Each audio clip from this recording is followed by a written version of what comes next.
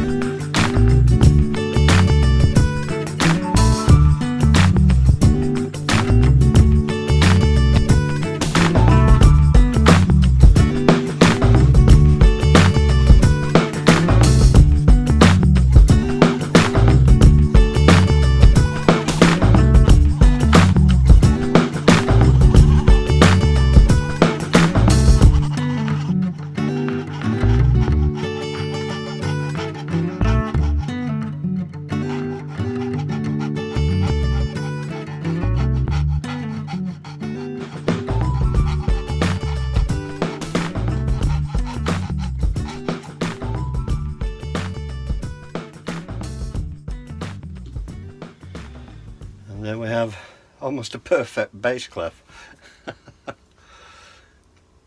Nicely cut out, and the shape is in the side. So what I need to do with that now is file it down, get it smooth, take the edges off, and then I need to redo the finish in this area.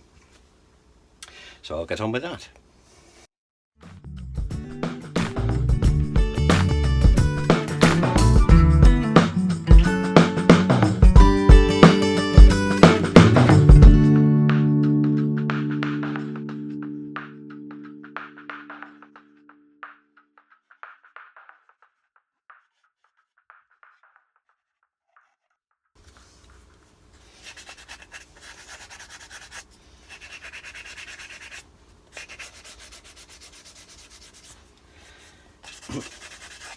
So I'm down to 320 at the moment, and what I'm trying to do is I'm trying to feather in with the sandpaper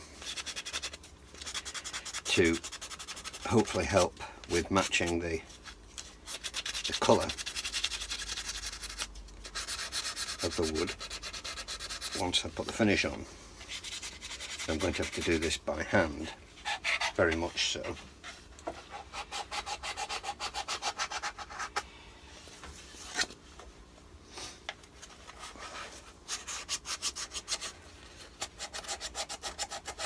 I've just recently moved on to Rhino Grip sandpaper. I buy it in large rolls and then just cut the pieces I want. Not quite as organised as I'd like to be with that at the moment. But I do have to say, it is absolutely fantastic stuff. I used it on a pen, and the difference was quite marked between the little strips I'd been using and the Rhino Grip. It's a much better cut, it doesn't clog up anywhere near as badly, and a nice soft backing, and it really does make a difference. So you can get it from various places. I got some from Taylor's Murfield, but you can get it from all over the place, but I do recommend Rhino Grip.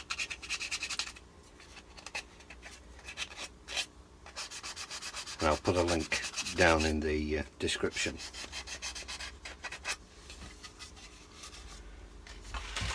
So I'll just cut a piece of 400 and then we'll do 600, and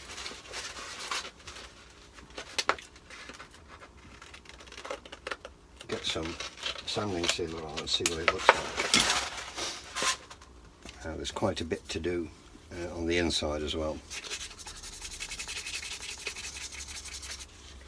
So I'm not putting any weight on this really, I'm just lightly rubbing, letting the sandpaper do the work. And that's becoming really nice and smooth now. In fact, if it's as good as it's aiming to be, I might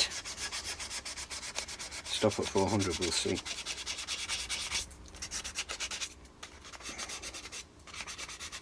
Very rarely take anything below 400 unless I'm sanding down CA glue on a pen,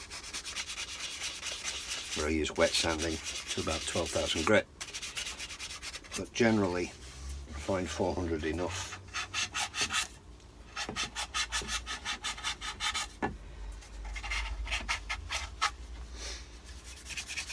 And that's looking okay. I'm just going to lightly rub the inside.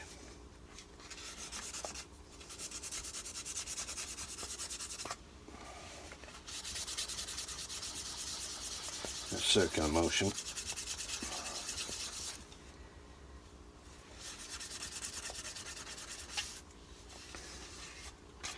So give it a wipe off and we'll get some sanding sealer on it and see what it looks like. And then what I might do, I think, is use 600 after I've used the sanding sealer.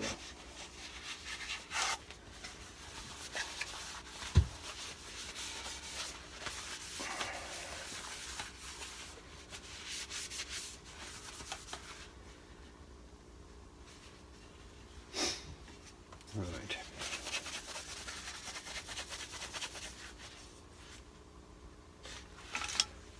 Well, that's not a bad shape, is it? I'm reasonably happy with that shape. So we'll get some sanding sealer on it.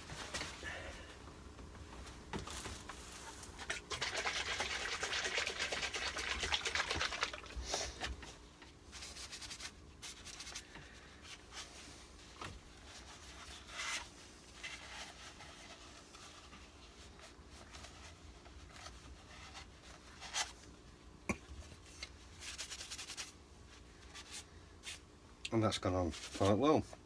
As you can see, the colours matched reasonably already. So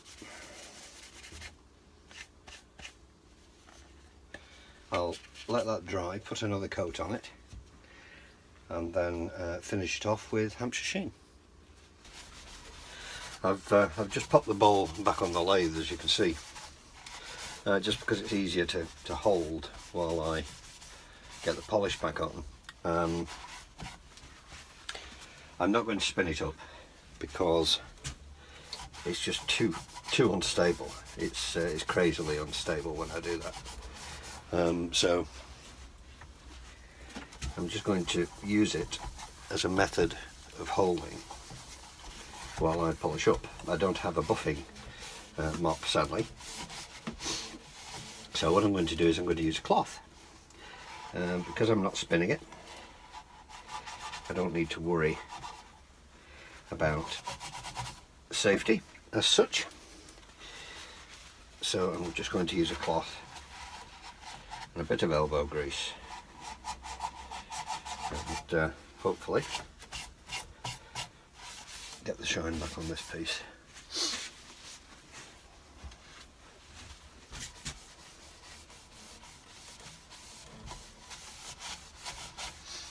I'm putting another coat on all the way around to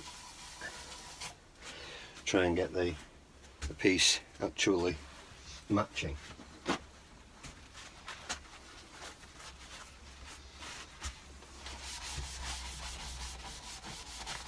just going to rub down the wax.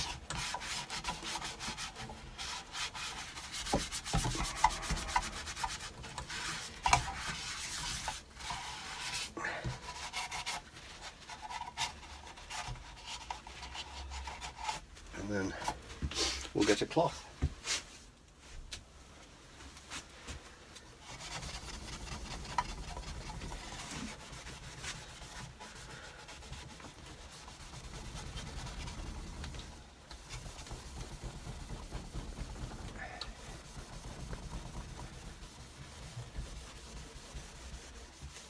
As you can probably see, I've invested in a couple of the IKEA lights that Mike Walt first put up on his channel, and they're absolutely superb. £10 a piece. My nearest IKEA store is 60 miles away, so I just bought them online, and I think I paid £3 or £4 postage, so I got a couple, and it cost me about 25 quid. Absolute bargain.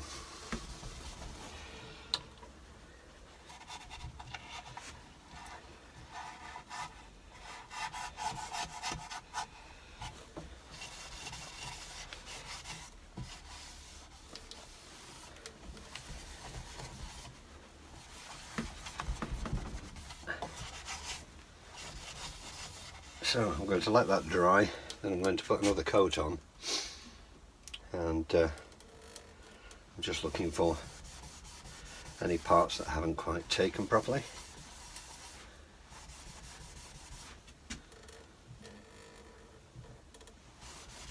This is where these little lights come in really handy for spot lighting.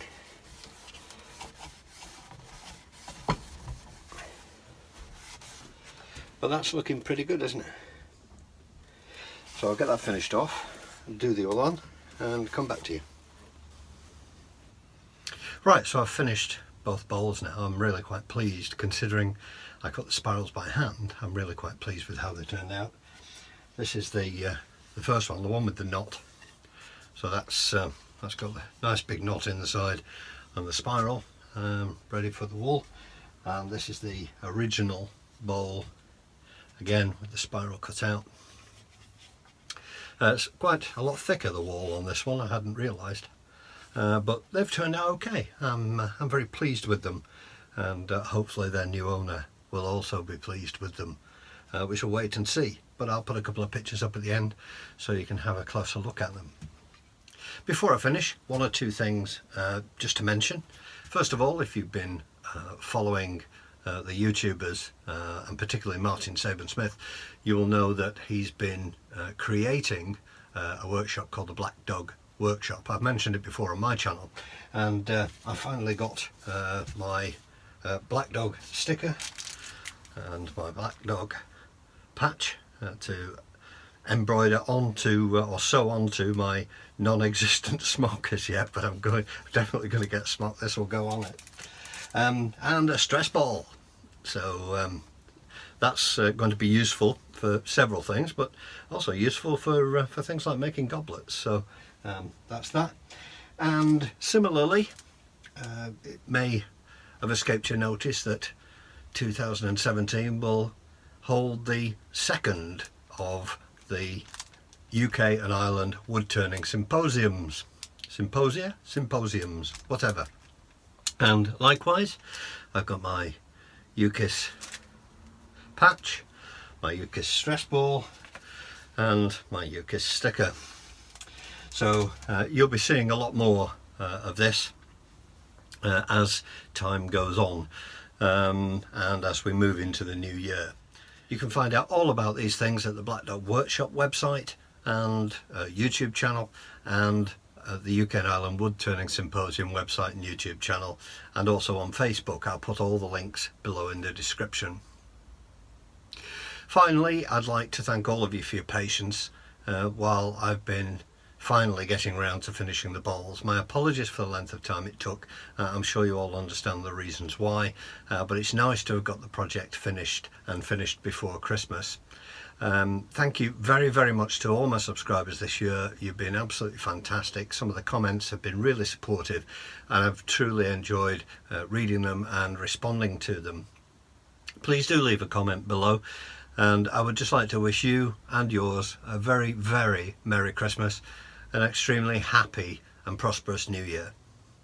So until next time, Merry Christmas.